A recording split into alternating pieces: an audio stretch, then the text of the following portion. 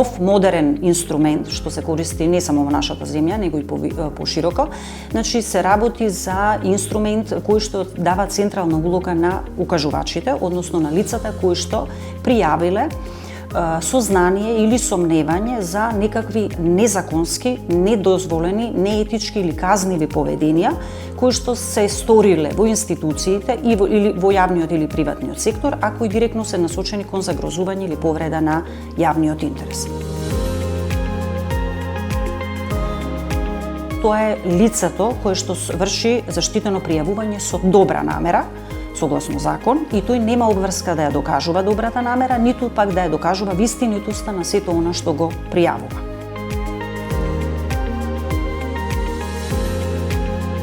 Заштитено пријавување е пренесување на сомневање или сознание за действие незаконито, недозволено, неетичко или казниво, кое што било извршено во минатото, се извршува во сегашноста или постои веројатност дека ќе биде извршено во иднина ако е директно се насочува кон повреда или загрозување на јавниот интерес.